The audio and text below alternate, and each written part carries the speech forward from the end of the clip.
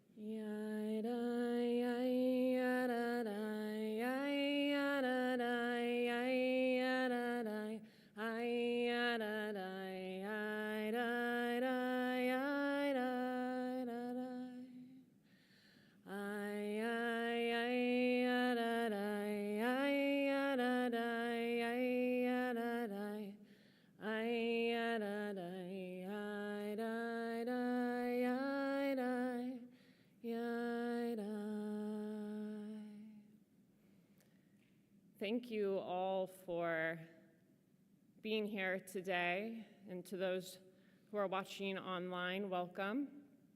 Again, I'll remind everyone to please take a second and check your cell phones, Apple Watches, make sure things are on silent, please. If you need to step out during this memorial service, we have an exit over there to my right and your left, as well as where you came in, and restrooms on both sides. I am Rabbi Rachel Miller, one of the rabbis here at Temple Emanu-El. And this morning is all about raising up the memory of Elaine and bringing great honor to her. Shivit Adonai Lenegdi tamid ki mimini balemot lachen samach libi vayage kevodi af bisari Ishkon lavetach.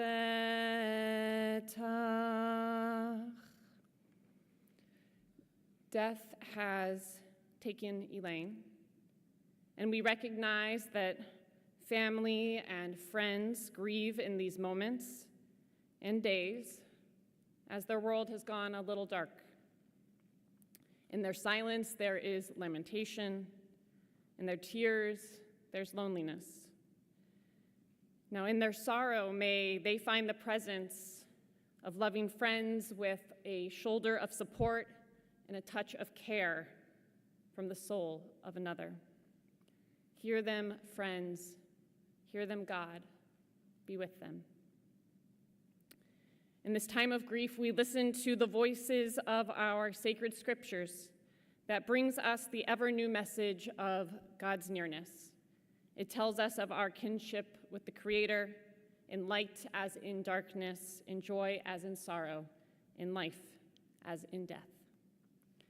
Elaine Stepakoff was born on November 1st, 1941, and departed this world on June 30th, 2025. She was born and raised in West Hartford, Connecticut, growing up in a very Jewish community. Block after block, she was surrounded by Jewish families. She even met her husband, Joel, of blessed memory, in one of the most sweetly Jewish ways. 8th grade, walking around a lake during the Tashlich service, that ritual where we toss bread to cast away our mistakes between Rosh Hashanah and Yom Kippur. Set up by her dear friend Gail, Joel turned from that boy from a different school into Elaine's boyfriend, then fiance, and then husband. By 19, she was a married girl. Kids came not long after, and with 3 young boys in tow, Joel, Elaine, Scott, Michael, and Jeffrey headed to Atlanta for a fresh start and a new adventure. Now, moving to a new city is never easy, and meeting other Jews in Atlanta in the early 70s wasn't nearly as easy as it was in the Northeast. But that didn't stop Elaine. She quickly found Jewish neighbors in the apartment complex and began what would become a lifelong friendship with the Logan family. Elaine always had a knack for finding other Jewish friends and couples. They were always part of a Jewish community, from Shereth Israel to AA to here at Temple Emanu-El. Judaism was always an important part of Elaine's life. People loved to be around her. She was the bubbly friend, the one who wasn't afraid to get out there and dance. She was forever young, forever hip, a good time girl. And she balanced an early life of being a stay-at-home mom, helping Joel build his career, and moving back and forth in an ever-changing balance of motherhood and jobs that filled her creative spirit, working for male sportswear, a jeans business, a jewelry business, The Place, paper affair, and other ventures. But as time moved on and her kids married and had kids of their own, her favorite job was being Bubby. Bubby to 9 grandchildren: Rachel, Joey, Ruthie, David, Charlotte, Sophie, Eli, Griffin, and Libby, in no particular order. Guys, you are her legacy. She strived to be very present with you, listening, offering advice, and making sure you were always well fed. Friends, there is so much more to say, but there are many more today who will come up here to say it. And so I've only begun to touch on the life of Elaine Stepakoff. Having visited her in the hospital about a month ago, I can tell you her nails were done. I caught her on a spunky day when she had the energy to speak with me about the ups and downs of recent weeks. She deeply missed cards and Maj and canasta and all the games that kept her social life moving. She hated being unwell. She had cared for Joel at the end when things were so hard for him. And having had to fill the role of nurse to Joel, she shared with me how much she appreciated the good nurses who cared for her and how frustrating it was to be poked and prodded by those who didn't show the same care. That was Elaine, ready to tell you the good, the bad, and the ugly. And oy vey, Elaine. The end was not easy. But your boys, they were strong for you. And now you're back with Joel, who deeply missed you. And we hope you two are together, holding hands, bickering a bit, but smiling more, playing cards, and winning your hand. May your legacy live on in the hearts and minds of your sons, daughters-in-law, grandchildren, and friends. Elaine, may your memory always be for a blessing. And now I'd like to invite forward Scott, Jeffrey, and Michael.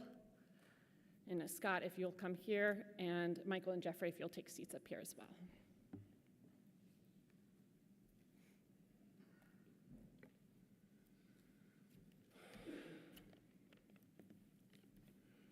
So you'll have to excuse me. I got her left-handed sensitive soul, and so it may be a little hard for me to get through this, but we're going to do the best we can.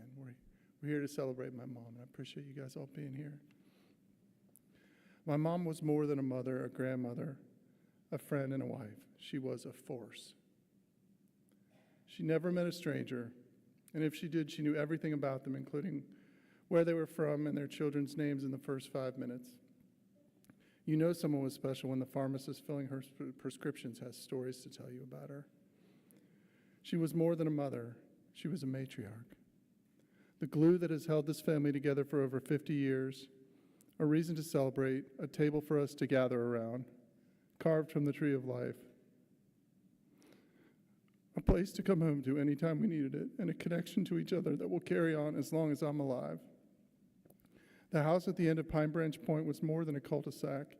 It was, to borrow from one of my favorite country songs, the house that built me.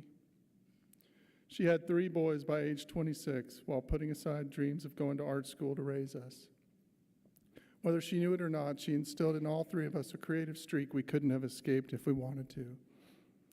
She was more than a grandmother. She was Bubby, a friend and a confidant to 9 grandchildren whom she loved and who loved her deeply. She would do anything for her grandchildren, Ruthie, Joey, David, Rachel, Sophie, Charlotte, Eli, and last but certainly not least, Libby and Griffin.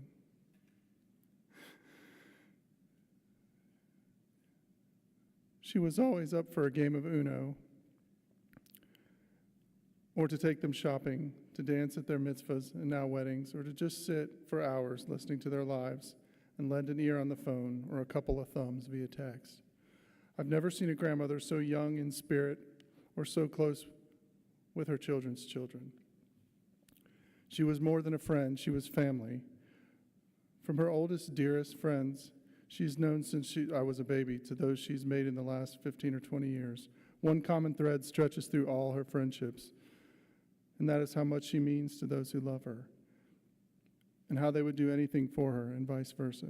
She loved to entertain, even though she always was acting like it was a burden and she hated it. She thrived on a house full of people. Any one of you who knew my mother would know she couldn't stand sitting around doing nothing.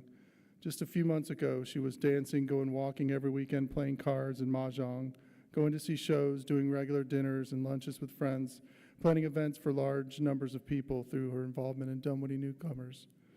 No matter what, she's always been about having a good time and being social. And finally, she was more than a wife. She was a soulmate. I've spent a lot of time hanging out with my mom in the hospital over the last 10 weeks, missing my own wife. And she would always tell me, and any nurse or tech who would listen, how much she loved getting into bed at the end of the day and just holding hands with my father, just holding his hand. Even if it was a tough day and maybe she and my dad weren't getting along, just that simple memory always stood out to me. Before my dad's passing a year and a half ago, they used to travel all over the world. She was always excited for the next adventure. Now I like to believe she's gone to find him. Rest in peace, Mom.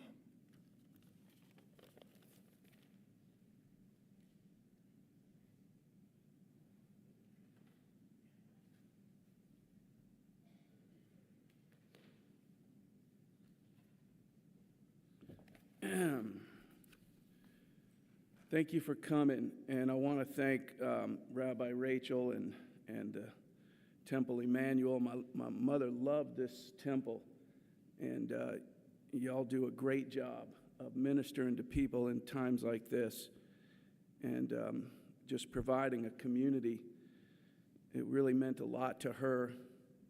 I used to tell my mother, Temple Emanu-El, it means God is with us, right, Rabbi Rachel? And she was from the generation, everybody spoke Yiddish, but not Hebrew, and she called Yiddish Jewish.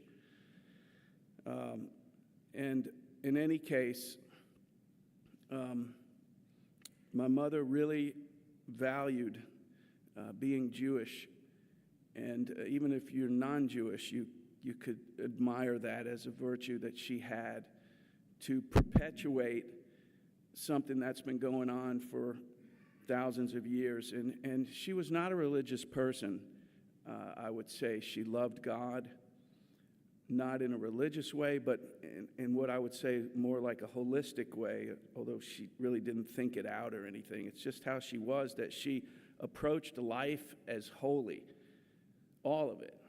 And she loved to travel, and she just really lived a full life. I used to tell her she was the Zen Bubby. I don't think she knew what I was talking about, but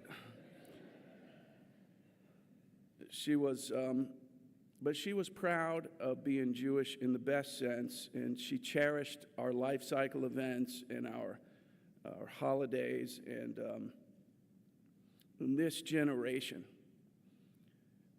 how important that is.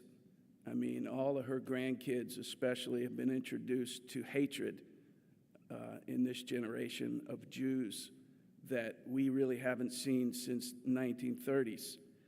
And I mean, my kids, I'm sure y'all know what I'm talking about.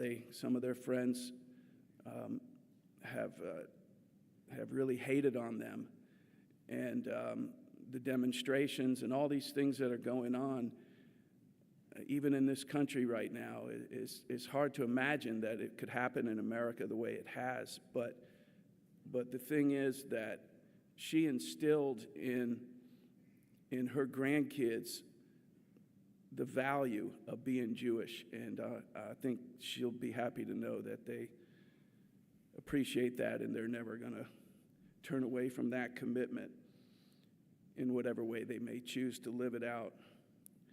My mother had a big heart. She was a warm, compassionate, vibrant woman who had a special gift for making other people feel like they are loved. In my house growing up, my dad was the tough guy, the disciplinarian, and he softened up in later life, but that's how he was, and my friends were kind of scared of him. But my mother was the gentle and kind one, and you could get away with stuff with her. She'd try to discipline us once in a while, but we just laughed at her because it just didn't work for her. And I was the first to get married and to have kids, so it fell upon me the honored distinction to come up with a name for, like, what are your grandkids going to call you when you become a grandparent? And so we told our kids to call her Bubby. And she didn't really want that at first because it made her feel like, from the old country and that kind of thing. And then, but it just fit, and she just stepped right into that role. And she was definitely a cool Bubby. All of her grandkids loved to hang out with her. That was kind of different because my grandparents came from another era, from another world. We didn't have that kind of relationship with them. But her grandkids, my kids, and Jeff and Scott's kids, they just loved to be with her. They had the best time. They just sit around the table playing silly games and telling stories, and they had lots of laughs and a good time. To my kids, she was definitely the number one Bubby. I bought her a coffee mug that said number one Bubby a couple of years ago. She was always drinking out of that thing. Not too long ago, my mother told me that her whole life, her father never said, "I love you." And I never really knew that until she told me this. And it helped me understand a lot about her. It affected her in such a way I think, as to go totally to the other direction, to be a person that loved exceedingly. And she would say, "I love you," to us whenever we parted. She made a point. And I think that her experience as a child caused her to have an even bigger heart. And she was known for that by her kids, her grandkids, her friends, to be a warm person with a big heart, full of love. And I think it meant a lot to her to say, "I love you." It was healing to her to say that. Not that she was weak. My father used to call her a balabusta, which is a Yiddish word. I guess it means like a strong woman who manages her house well, and she was that. She was a balabusta, but she had a big heart. And I didn't always agree with my mom and dad on everything. I mean, what kids do. But at any time that I would come see them, I live in Florida, and I'd come bring my kids and my wife, Tara. And then when we would leave, she would always call or text just to make sure that I knew that she loved me and loved my wife and my kids. And she probably did the same thing with my brothers. She would say how proud she was of me for, the kind of father or husband or whatever that she wanted to say. And it really was a gift she had to make you feel loved and to make you feel special. And it's sad. This moment is sad indeed, but I'm thankful for my family, my brothers, all these grandkids that she had, and look at all the friends that are here to honor her this day. And most of y'all were here a year and a half ago when my father Joel passed, and it's really something special. And I'm thankful for my brothers, Jeff and Scott. And my mom always, she couldn't stand when people weren't getting along. And I mean, we usually do, but she always wanted to make sure that her family was held together. And I think she'll be proud if it's possible for her to know that her family is held together by love, especially a Bubby's love. So here's to the number one Bubby.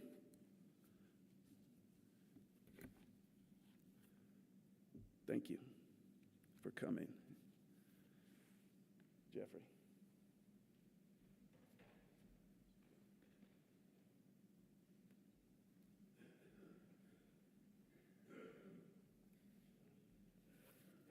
Thank you all for being here today.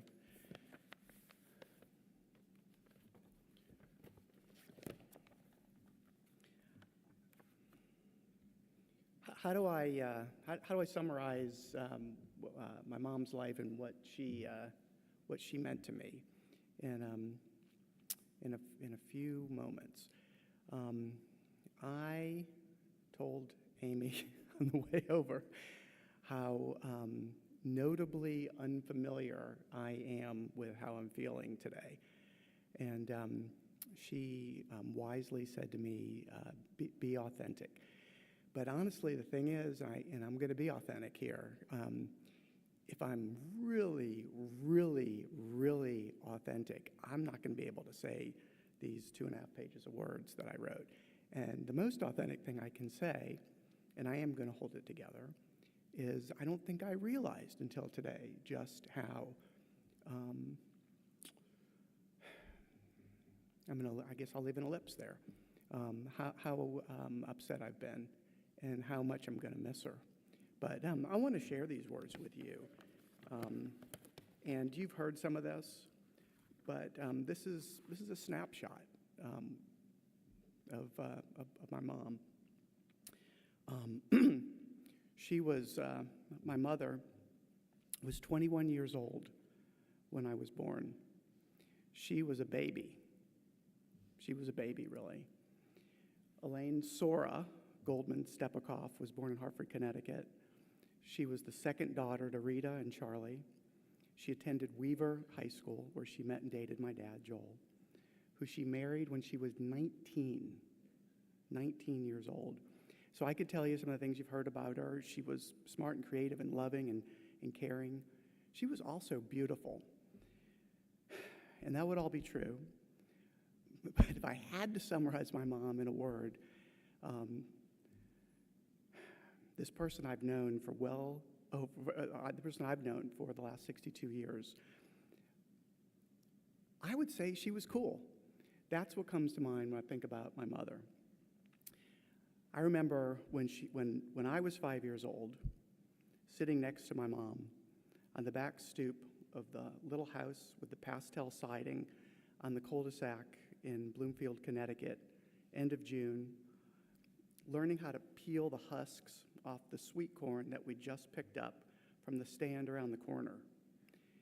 I remember her smiling up at me while we worked together in the heat, and I really remember how young she was. So what's been notable to me as I've thought about my mom is how we kind of grew up together. We moved to Atlanta in the late 60s. We lived in a couple apartments, and finally in 1972, my mom persuaded my dad to buy another house on a cul-de-sac, the one in Dunwoody, where my mother lived the rest of her life. I'm going to guess everybody, for the most part in this room, knows that house. It was full of us, full of people, and noise, and food, and celebrations, in every kind of life cycle that there is. And my mom was always at the center of this. So growing up in that house, there was music. My mom had this big peaches crate downstairs. I know you guys remember it. And she had a stereo and a turntable. And she loved music.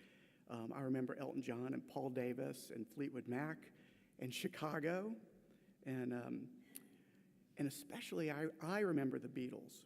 I remember Help and the White Album and Let It Be. And I remember my mom's face when she would play this music and share it in the house, and the sheer joy on her face when that music filled the living room. So my mom inspired me, and I remember all that. And to that point, she loved movies. When I was, again, 5th grade, my mom would take me to Phipps Plaza to see Mel Brooks movies and Woody Allen movies and a wide variety of R-rated comedies that I'm not going to get into right now, but I don't know what she was thinking, but in retrospect, I am super glad that she opted to take me to see those movies. She had a 280Z, and she had that Triumph Stag convertible. I think she had it for like 2 seconds. There's a story about how it got returned, which I won't get into, but I remember how much she loved riding around in that car, the Balabusta, with her hair flowing. And my experience was she would take me to the Sandy Springs Library, loved books and turned me on to books, and drawing classes and photography classes. And this woman encouraged me to read, and more to the point, to be creative. These were things that she loved and she wanted to share. She had her own jobs, sales rep for a clothing line. She called it the schmata business, male sportswear. She had her own linen store. Years of helping so many of us in the community pick up the bar mitzvah and wedding invitations at Paper Affair, at the mall, and then later in Sandy Springs. But in truth, so many of her years were spent by my dad's side. I wrote supporting his career by entertaining clients and spouses, but really it felt like their career. She was a big part of building up this community that became the furniture sales reps that were so much in my parents' lives. She planned trips and dinners and events and traveled the world with these folks. She was charming and could talk to anyone. She had a great and really easy laugh. People loved my mother. That was something that everybody always said about her. And along with those business trips, she loved to travel with my dad and with their friends. We could ask her about, literally any major city in the world, And this woman always knew the best bistro in Paris, the best cafe in Sorrento. She loved exploring the world. I mean, the house still has travel magazines and cruise magazines that are all over the shelves and continue to come. Of course she loved my dad, but more specifically, these people were best friends. They were mates. They weathered life's vicissitudes, joys and hardships. From high school until last year, when we lost my dad, they were quite literally inseparable. And I know it sounds like a romance novel, but in the end, I really, really think that she did not recover from losing my dad. She told stories about the roads that she didn't take when she was younger, college and art school. But yes, over the latter decades of her life, I do think she found the role, and you could I think rightly call it her life's work, that gave her the most joy and impact. And thank you for naming her Bubby, Michael. I mean, that was, as you know, and you know, Scott, I mean, in the end, how she saw herself, you could call it her mission. It was what gave her the most joy and impact. She was there for the birth of my 3 children, Charlotte, Sophie, Eli, and she impacted them every day, whether it was fashion advice, a grilled cheese, an extra $20. She impacted their lives in every way. Amy, I am so grateful that she got to know and cherish you. She loved you and adored you so much. I think y'all know my mom was really, really sick over the last 3.5 months. And guys, it's been a journey. And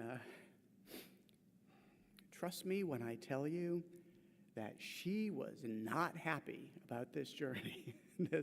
We'll tell you more about it. And Scott and Michael and I were on this journey with her. Not happy. This house in Dunwoody on that cul-de-sac where we were all so young and we all grew up, including my mother, was in the end a house where Michael and I carried my mother down the steps in a wheelchair. And Scott, how many pills did you put into those weekly containers? So when I think about the snapshot of her life, and I think about that house and the laughter and the joy and the football practices and the Hebrew school practices, and in the end, what the last few months have been, it seems like a life well lived. It seems like a full life. So the last time I saw my mother smile was Sunday night when she did not like the Whole Foods products that I put in the refrigerator. That's another story. The last time that I saw my mother smile was Sunday night when Amy found some Chick Boom popcorn in her cabinet. And I note it because, I mean, honestly, it didn't just make her smile. It like a Cheshire cat. And I knew way more than she knew that she was dying. So the smile really sticks with me on her face. And Monday was my 62nd birthday. So around noon that day, my cell phone started going off. And I arrived at St. Joe's just after the ambulance. And I found her in the exact same room, literally, that my dad had been in 15 months ago. And Sophie was there. And in short, with the mask on her, of course, and the people working on her, she was crying, tears rolling down her face, and mumbling. I'm not going to get into some of the things that she was saying. I will just tell you, she was not happy. And she was expressing that in the way that people who know her understand the kind of things that she was saying. And they worked on her but she was done. She looked up at me with tears running down her cheeks with the mask on. And the last thing I heard her say was, "I'm sorry, I'm sorry." And I don't know, it's been suggested that she said this because maybe it was my birthday, but I honestly really don't think that's what it was. And in fact, I think it's a blessing that she went out on the same day of the year that she had me. I really, really think it's a blessing. And I think she was sorry because she had to go. I honestly think that's what she was feeling. My mom was 21 years old when I was born. She was a baby, really. She was 83 years old when she took her last breath on Monday with Sophie and me by her side.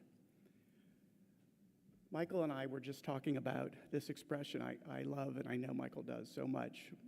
Le dor va dor. Le dor va dor. From generation to generation. So, wow, does that come to mind? She was a bubby and a wife to her mate of 63 years. She was a friend to so many, and she was a mom.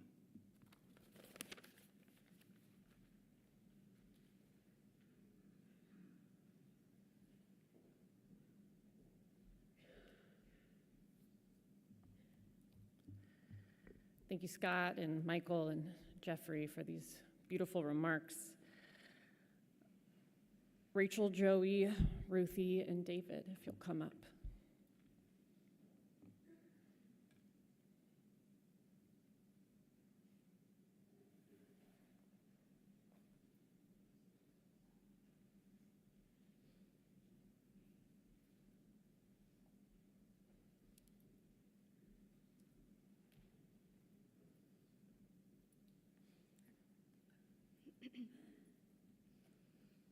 Hello, everyone. June 24th, just last week while I was in Rome, Bubby called me to wish me a happy birthday. I didn't know that in actuality, she was calling me to say goodbye. But I'm so grateful for that last conversation. Even while she was sick and dying, she made the effort to reach out and wish her eldest granddaughter a happy 30th birthday.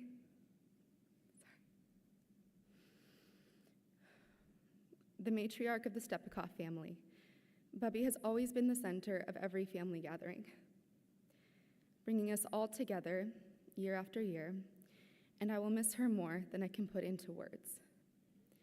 Elaine Stepikoff was so loved by the whole family and had many, many close friends throughout the Atlanta Jewish community and beyond. Energetic, funny, and fun-loving, I always used to tell her, "Bubby, I hope that when I get to be your age, I'm as cool and hip as you." She truly made the most of life, making friends everywhere she went, and cruising her way around the world with Papa Joe by her side. From kicking my butt at poker and Words with Friends, to eating her incredible brisket and kugel, to hearing her share stories about her life and showing me her eclectic art and jewelry collections, to laughing with her and shopping with her, writing handwritten letters to each other, and spending many, many Thanksgivings together. She was so intentional about spending time with me and all of her other grandchildren. I will truly miss my time with her, and I look forward to telling her future great-grandchildren all about her one day.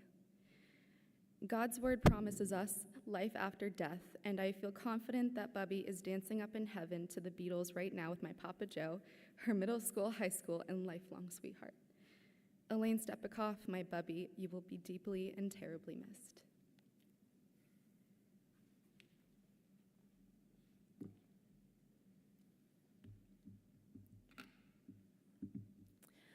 Bubby was the coolest grandma. I mean, really, who can say that they would listen to Maroon 5 with their grandma full blast in the car? And she knew all the words, too. She also had way more friends than I've ever had in my life. Thank you for coming here today. And she loved every single one of them so much. I also really appreciated her honesty If she didn't like your outfit, she would make it known. She would kind of make a face like, yeah, it's okay, yeah. But I appreciated that, because when she did give me a compliment, I knew that she really meant it. One of my favorite things to do with Bubby was to play Uno with her, because I knew it was probably the only card game I'd ever have a shot of beating her at. I think I lost every single Scrabble game, poker game, and card game. But what I really admired about Bubby is the way that she had a passion for people. She liked to talk to interesting people and know all their stories. And one thing I know that she cherished is when her family came together. She would do anything for her family. She would tell us how special it was to see the cousins hanging out and laughing and doing skits in the basement. I pray that we will keep that love of hers, to never stop uniting and loving one another, because I know that it meant the world to her. Bubby, I will miss the way you pointed out why my jeans have holes in the knees. I will miss our happy Sunday calls. I will miss your incredible sense of humor and pretty much every single thing about you. I'm sad to say goodbye to you, but I know that your legacy will continue to live on through this family. I love you so much, and I'm so thankful for you and all the special moments that we had together.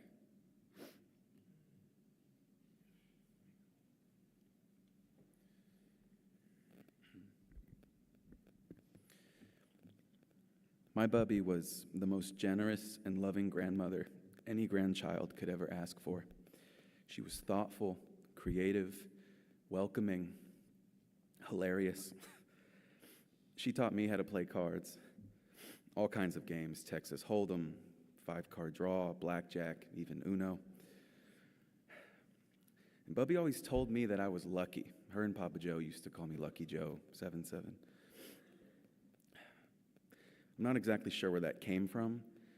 I suspect that after she lost a number of times playing blackjack against her 7-year-old grandson, she had to say something to make sense of it. But she always said I was lucky.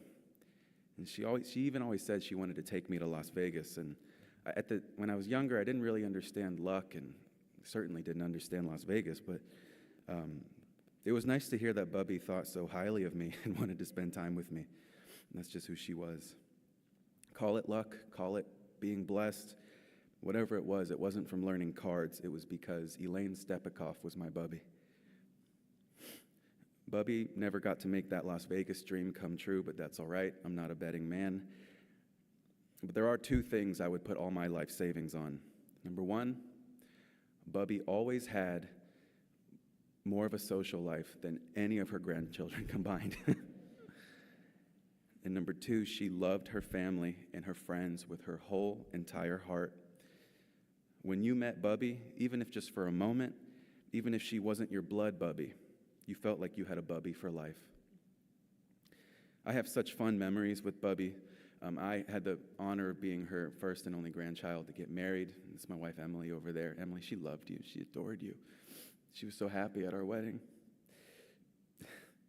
At my wedding in January, when we were taking photos, we do family batches at a time. We had all the Stepikoffs come up at once, and then it was supposed to be on to the next. And Bubby said there, she's to the photographer, she's like, wait a minute. I want a picture with my grandson, just her and I. And that's the kind of Bubby she was, just so intentional with each and every one of us, grandchildren, family, friends. And we got that photo. Come find me and I'll show you. She fiercely loved her grandchildren, her whole family, really. And the rest of the night at my wedding, she danced the night away. She was the hip Bubby, always young at heart. I will always cherish the memories that I have with her. She taught me to love life, travel often, and be kind to everyone and everything, except for birds when they get too close. Her legacy will live on through each of us. I love you, Bubby, so much. Words can't express how much I miss you. You were the cool Bubby, you're the hip Bubby, and you are always going to be my irreplaceable Bubby.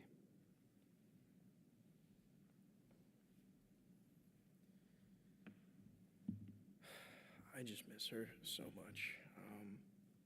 Look at how many people are here. I mean, it's amazing.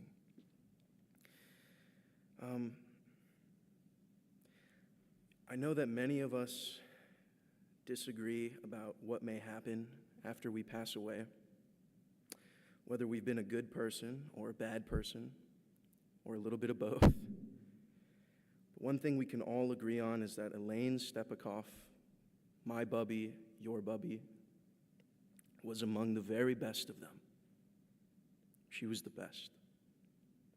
She was unmatched, as you've heard, in her card game skills, her hosting abilities, and her eclectic decoration taste. But most of all, she was unmatched in her ability to love and be loved, which in the end is the greatest gift of all. And she's given that to all of us, and that's her legacy.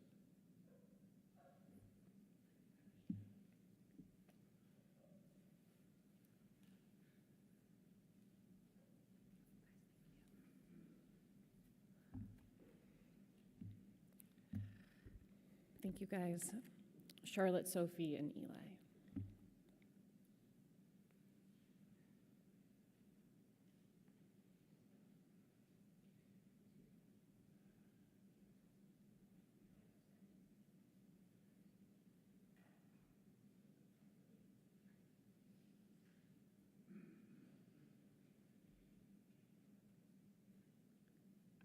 Hi, everyone. Thank you so much for being here today. As many of you know, I lived with Bubby and Papa Joe my senior year of college for almost a year, so I really got to know them. It got to the point where my Papa Joe was up at 7 a.m. every morning reading the newspaper, and if I had emerged from the basement, he wanted to talk to me about all kinds of things, and I didn't want to say a word because it was 7:30 in the morning. So I started eating my yogurt at 7:30 in the basement and then coming upstairs when I was a little bit more ready to use my words. But I really, really got to know the ins and outs of my Bubby and Papa Joe from living there and from knowing them for my whole life. I spent this morning looking through my text messages with Bubby as somebody who's grieving might do, and nothing really surprised me. Selfies of myself in malls with the most ridiculous outfits, her confirming they're ridiculous. As my cousin Rachel said, she would tell you if she liked something or didn't like something. Funny enough, she never liked these glasses that I'm wearing right now.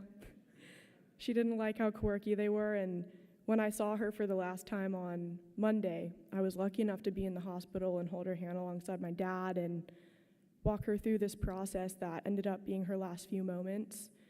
She really, really looked at me in the eyes, and I think as my dad was hinting, she was telling us that she needed to go. She wasn't wanting to continue on this path that was going to get even more rough for her because she was suffering so much, and that's not how she wanted to be remembered. But she really, really looked at me in the eyes, and she either could have been telling me something really, really deep, or she could have been just thinking that she didn't like my glasses. I'd like to believe it was the former. But I'm insanely grateful that my last few memories of Bubby have occurred within the last week.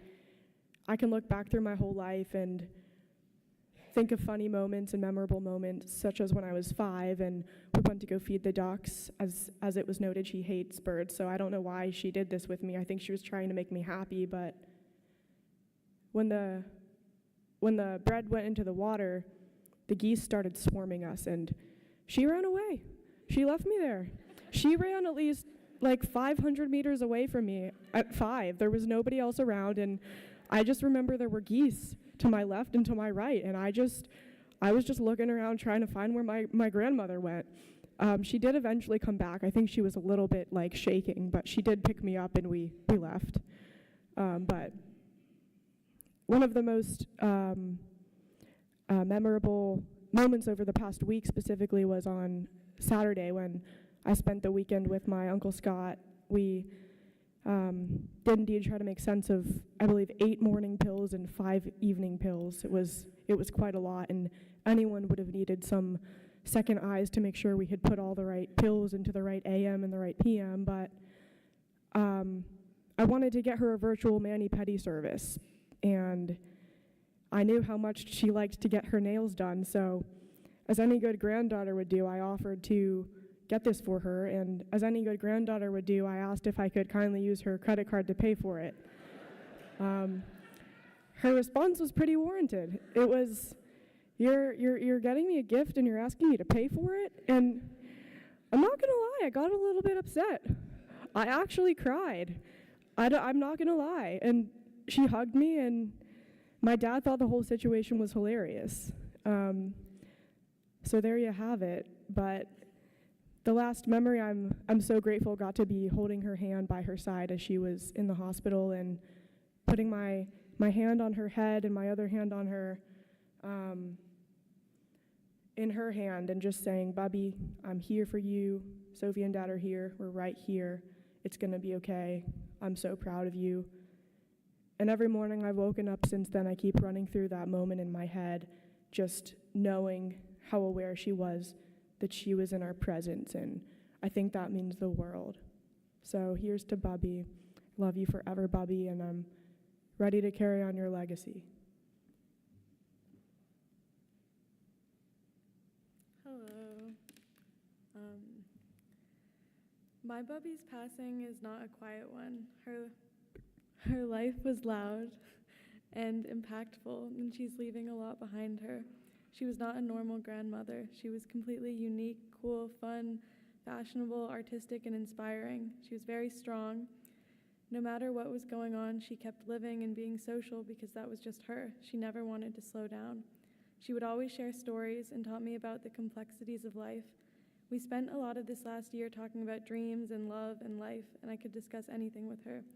She was always well dressed and made sure I was as well. Half of my closet is her hand-me-downs or clothes we got together.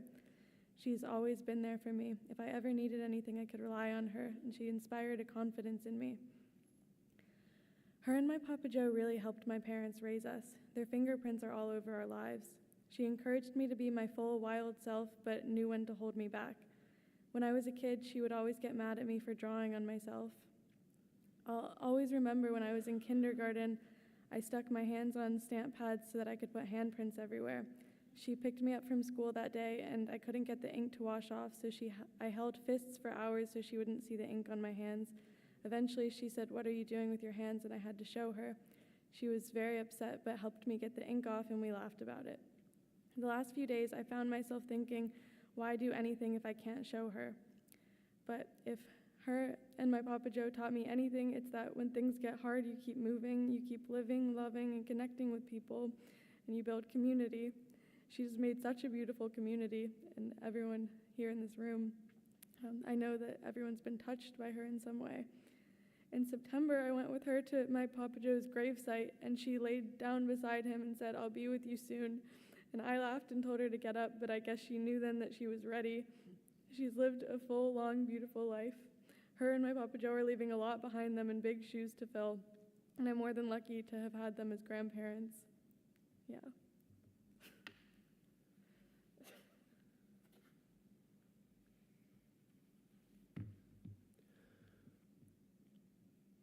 My Bubby and my Papa Joe, if you asked me where they were at any given day, I would say Papa Joe's probably watching sports or at Costco, and my Bubby would either be in the kitchen or on the porch. My Bubby and my Papa Joe were always on the porch. Remember 2 years ago, we got Papa Joe a motorized water gun to shoot the chipmunks off the porch.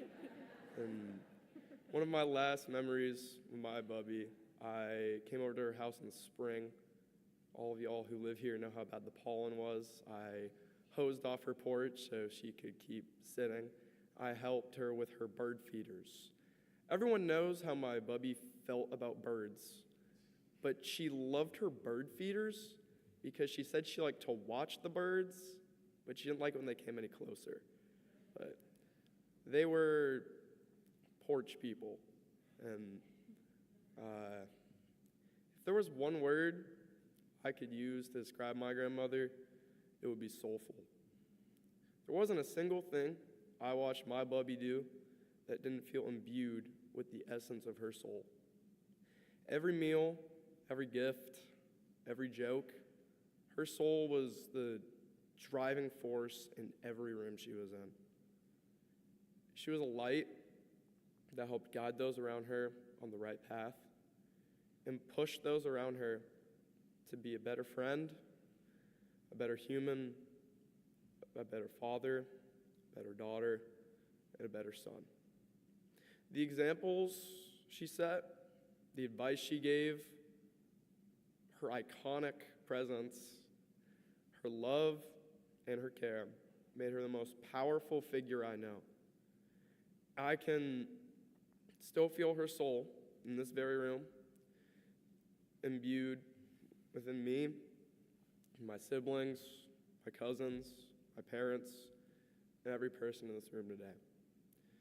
Yesterday, I was with Charlotte, and she asked me where I think Bubby is now.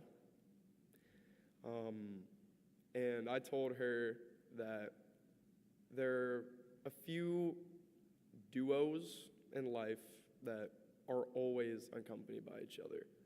Peanut butter and jelly, salt and pepper, and the words Bubby and Papa Joe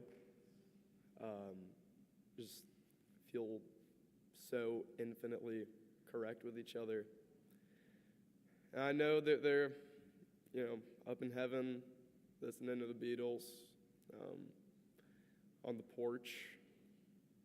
I'm going to miss her a lot.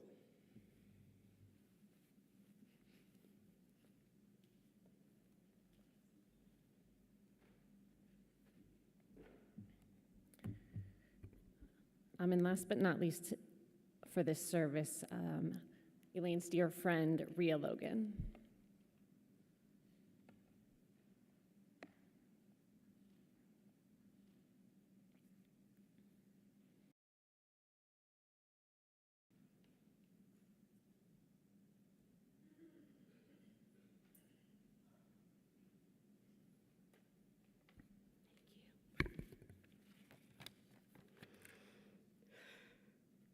Elaine was my dear friend.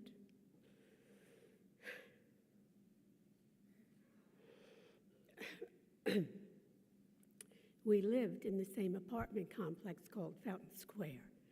My daughter, Jerry, 4 years old, was playing in the courtyard when Elaine approached her and asked her name, which apartment she lived in, and if she was Jewish.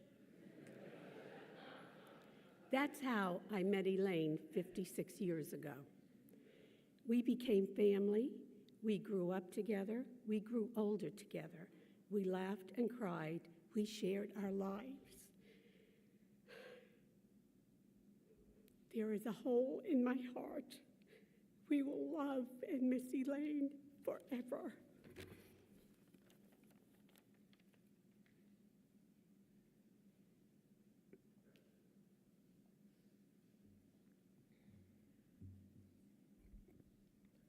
Thank you, Rhea.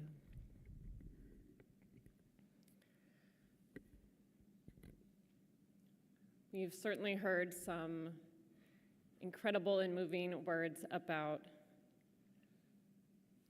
a cool woman. I'll invite those familiar with the traditional recitation of Psalm 23, whose words speak to our longing for guidance in times of grief, to please join with me. The Lord is my shepherd, I shall not want. He maketh me to lie down in green pastures. He leadeth me beside the still waters. He restoreth my soul. He guideth me in straight paths for his name's sake. Yea, though I walk through the valley of the shadow of death, I will fear no evil, for thou art with me. Thy rod and thy staff, they comfort me. Thou preparest a table before me in the presence of mine enemies. Thou hast anointed my head with oil. My cup runneth over. Surely goodness and mercy shall follow me all the days of my life, and I shall dwell in the house of the Lord forever. I'd ask that we all please rise for the singing and recitation of El Malay Rachamim.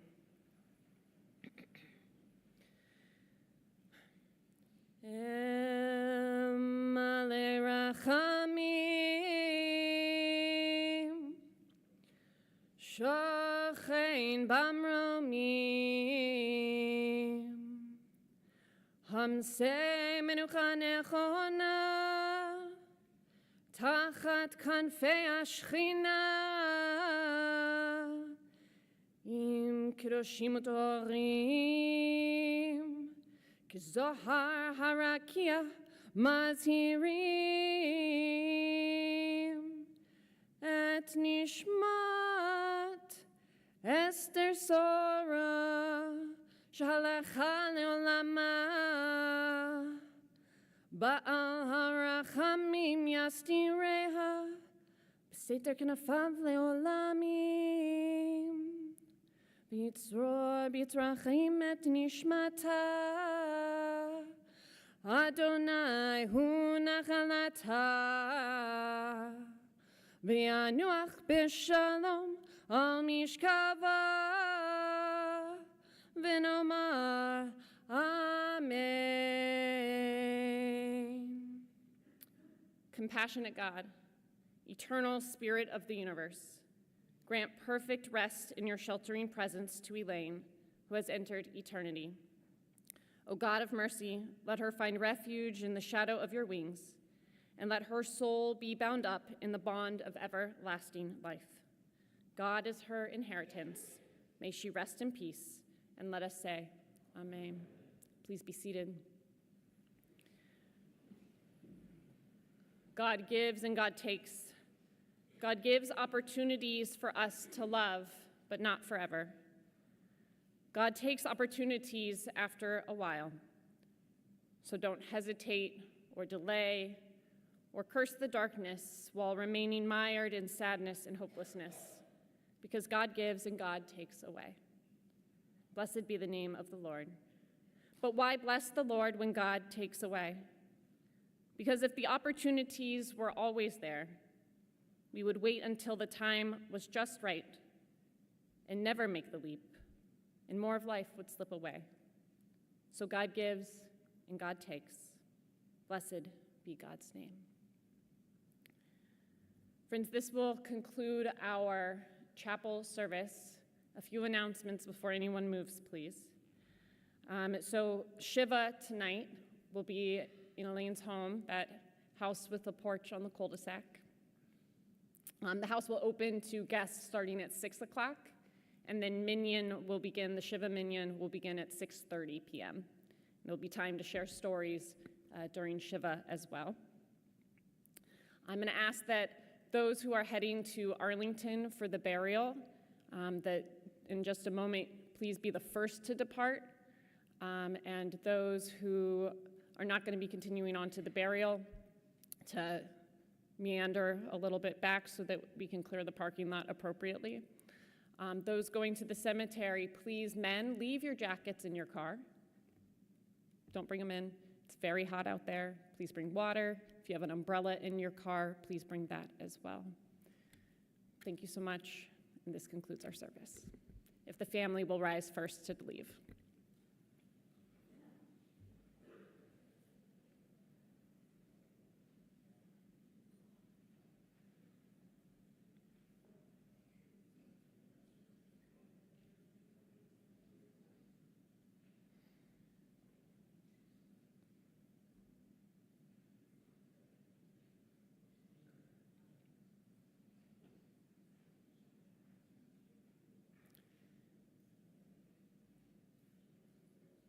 And again, I'll dismiss everyone else, but those who need to clear the parking lot early to please head towards your cars first, and others to hang out for a few extra moments. Thank you.